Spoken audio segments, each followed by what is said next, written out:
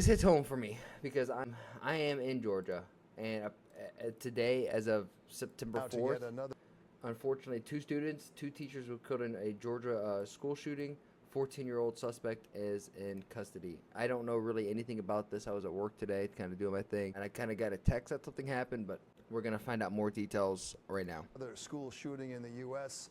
and more deadly gun insanity. Today it was Winder, Georgia, about an hour from Atlanta. Investigators have now identified the gunman as a 14-year-old. Colt Gray is his name, a student who opened fire at a high school. 4 people were killed. It's kind of crazy that they're already like. And he will be tried. Eyewitness News reporter Stefan Kim is in the newsroom with the very latest. Stefan. This guy's already. I'm just gonna go ahead and say what's on my mind. This guy's already got more. His name's out there. He's being tried like an adult. What happened to the guy who shot Donald Trump? You know what I mean? I guess in all fairness, he shot and then got killed immediately. You know, he was dead. But we don't know nothing. We don't know toxicology. We don't know what was in his body. They cremated his shit. Like, there's a lot of questions that we had that is just brushed under the rug. I can't believe I pulled that out of this, but that's just honestly what came to my mind. I want to be. They're telling us to run. It is the frantic moment after a shooter opened fire at Appalachian High School in Winder, Georgia, about 45 miles outside of Atlanta. It's Appalachian, not Appalachian. Just as the new school year was getting back into swing, parents showing up in panic, first responders racing to the scene, inconsolable students huddled on the football maybe it is field. Appalachian. Images we have become all too familiar with. I said, son, please tell me you're joking.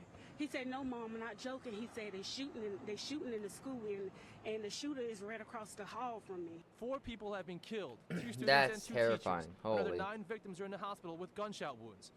This is terrible. Coming from the classroom next door, and as students huddled together in the back of the room with the door locked, that student says someone pounded on the door saying, "Open up." We went to the hallway that it happened in, and that's when I saw like my math teacher, and he was all covered. I saw blood everywhere. It was around 10:20. God, that's for all of these kids. That this day is gonna live with them for the rest of their lives. That's so terrifying. I never imagined that I would be speaking to the media in my career over something that happened today, the pure evil that happened today. Damn. I cannot thank the people behind me for the support they give me today, to give this office and give this staff. This hits home for me. I was born and raised here. I went to school in this school system. My kids go to this school system. Damn, man, this hits home for me, man. This is Winder's just right down the road, like legitimately. That's crazy. I mean, it's more than a 20-minute drive, but this is not far at all. And I hate that we're living in this time where kids are going to school and they're worried about getting shot. And I know guns are the product of it, but I don't think gun control is going to be the answer to this. I know How the suspect obtained the fire people are going to want to hear that. into the school is still But I think under it's a investigation. completely different motive issue. has not yet been determined. Officials say they'll provide another update in a few hours. In the newsroom, Stefan Kim, Channel 7 Eyewitness News. Back to you. Just a gut-wrenching day for Yeah. that community and those families. Stefan, thank you. Let me introduce you to Lila, who's 16 years old. She was actually in algebra class just this morning, elbow to elbow with that shooter. Whoa, she sat next to him in math class before he popped off. What the Colt fuck? Gray, as he's been named by the Georgia Bureau of Investigations. Lila, let me first start with, how are you coping? I'm okay. I'm pushing through it, talking to friends, making sure, everyone else is okay, checking on people. That was at least sweet. That was at least very sweet of her. Granted, she's being interviewed, so it's going to be a nerve-wracking thing, but just to say, how are you right off the rip, man, that's getting me emotional. Can you bring me back? What happened? I just remember, the moment that it happened, he was at the door, and I knew they were looking for him already, but he was at the door, and they almost let him in until they backed up, and then he turned away, and that's when you hear, the first rounds of fire. So he was in class with you, in algebra class. He left. Then he came back, was at the door, and then knocking to be let back in. Why did he leave to go to his locker or something? Why did he leave? Why? You told me something about... And I mean, in all fairness, he goes to his locker and he comes back she's the one he sits next to. She's going through her mind like it could have been her. Shoot? Yes, to shoot us class. And then he was at the door, student went to open the door, and then what happened? She backed away. I think she saw him, or maybe somebody said something, but I'm pretty sure she saw that he had a gun, and so she backed away. So she was about to let him into the class, you think, to shoot the students, saw that he had a gun, did not let him in. What happened next? He turns to the classroom to what would have been my right, and he just starts to shoot. And you hear like about 10 to 15 rounds back to back. What did you hear? What did you think was Banging? going on? Like, what did you... As soon as they didn't let him in, you kind of like, I don't know, I already kind of had a feeling it was. I don't want to be this is not me trying to criticize this lady at all. I was just like jerk reaction of like, well, this is such a crazy event. I couldn't interview somebody like this. Is good for you, lady.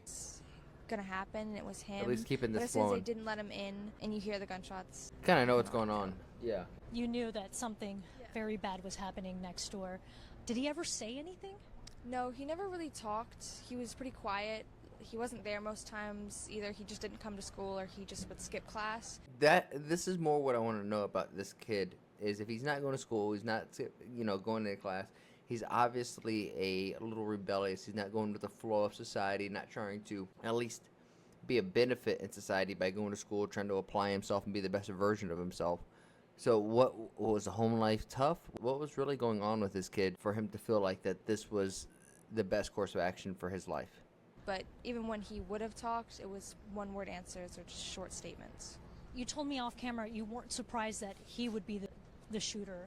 Why is that? Just because when you think of like shooters and how they act or things that they do, it's usually the quiet kid, or like that's what stereotype for it to be. He was the one that fit that description in our class. Did you ever see the gun, or did the student that go to the door see the gun, describe it to you guys? No, I haven't talked with her after this. It was all pretty hectic, but I didn't see the gun. Did he ever have a hobby of guns, hunting? Did he ever talk about any of that? No, he never really talked. Can you tell me what it was like inside of the classroom when you hear those gunshots go off? How I heard that you helped to keep the other students calm, right? Yeah, most of like when we heard it, most people just dropped to the floor and like kind of crawled in an area, like piled on top of each other, lost a shoe when they were, trying to get to a corner. The teacher turned off the lights, but we all just kind of piled together. And like I pushed desks in front of us. I was just telling people like push desks in front of you, block in front of you, get low, things like that. And are there any metal detectors in the school? No, not that I know of. Did you guys drill for This is not like metal detectors aren't going to solve this issue. Like that's one of the optic things. So you could theoretically, if somebody really wanted to, you can 3D print a gun out of like silicone and it's going to go through a metal detector. Do that? They were silent drills, so we stayed in our seats. The teachers kept teaching through them. I think it was more for like the system of it instead of like preparing us. How quickly, from the moment The that you heard the system, instead of gunshots go preparing, off, to curious. the hard Granted, lockdown she's in a alert state of going trauma, on so the I'm definitely screens, not gonna letting everyone else in the school know that criticize her something had gone wrong? even a little. How long did that take? Jesus. Do you recall? Maybe a couple minutes, but it wasn't instant. At what point did you know? What was that communication like with your parents? I mean, all of us have phones nowadays. I spoke with many students texting what they thought might be their last words to their parents. What was that like for you? I called my mom. I called her and I was like, oh, they're shooting up the school. She thought it was like, she didn't believe me at first, and I was like, no, they actually are. And I talked to her for a second and she was like, I'm on my way right now. And then I was like, okay, I gotta go call. Being emotional on this, but could you imagine?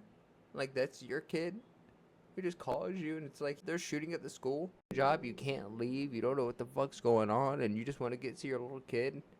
And they're like on the phone with you. That could be their last words. Man. Call other people. I text all my friends in the school, out of school, everywhere. And I'm just texting and calling kind of everybody. And what was that like leaving the school? I saw videos of officers escorting the students with their hands raised. What was that like for you? It was protocol, obviously, but I was glad it was over. Like, I was glad we were able to leave. I was looking for my friends that were there. I was comforting the ones that had been through a little bit of a harder time. And then, Lila, what would you say to this student that you were just elbow to elbow with just this morning in algebra class, and now this? I'm not sure. I want to know why he did it. Yeah. I think that would be I want to know why. I don't think. Thank you so much. I don't think anyone really cares. I just want to they just want to know why. And if he's hurt, it's more than likely. I don't think this girl is dumb. I think she's super smart to say like, hey, he fits the stereotype, and I think she can understand that. And I think a lot of the class could probably understand if he had a terrible home life, terrible upbringing that caused him just to become an evil person. Not that they would forgive him and makes it any less evil, but at least you could rationalize it a little bit more. Man, what a terrible story. And I know People are going to come on here and think gun reform, we need to, take the guns away. I don't think that's it. When we have drunk driving, we don't say we need to take alcohol away or that we need to take cars away. When people, get stabbed, we don't look at taking knives away because chefs need the knives. Hunters need guns, and you need guns to be able to protect yourself from bad people.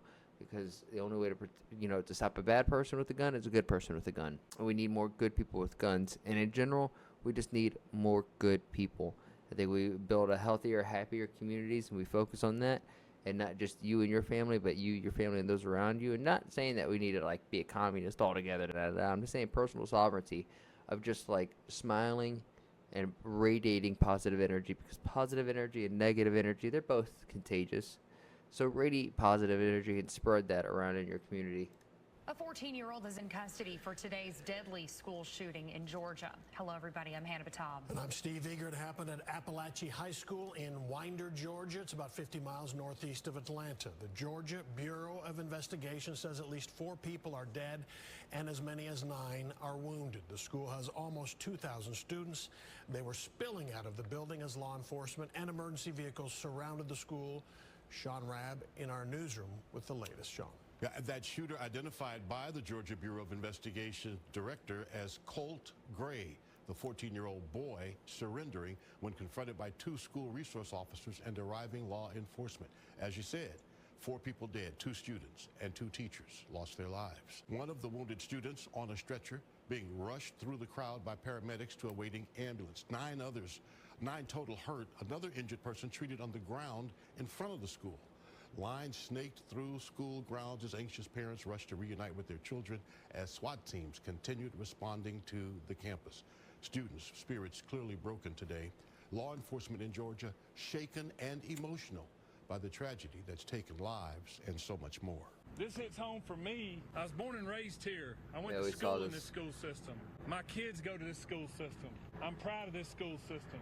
My heart hurts for these kids. My heart hurts for our community. I want to make it very... I can't imagine. I can't imagine going to school, losing a friend, a mom or dad losing their son or daughter, people losing a teacher, and the teachers are children of their own. They have their own parents that they have to, ideally report to, and maybe they have kids who are trying to, be the best version of themselves, and it's so tough. I'm a Georgia boy, so this kind of hits home, and I just think about some of the teachers that I had. I just think about my teacher Kevin, Mr. Whitley, Heather, Miss Handline. I get to list a whole few of these teachers. I couldn't imagine. They did so much for me. I was a little pussy, and as you can see, I wear my heart on my forearm, let alone my, my freaking sleeve. I just couldn't imagine going to school and losing friends or teachers that I cared about. Man, we definitely need more love.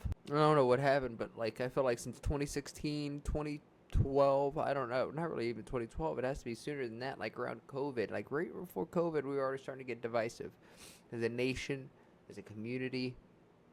And it just seems like now we're the most divided we've ever been. We have the most hate in our communities, and we've just seemingly allowed it. We have to let love prevail. We have to let love prevail. Taking guns away isn't love.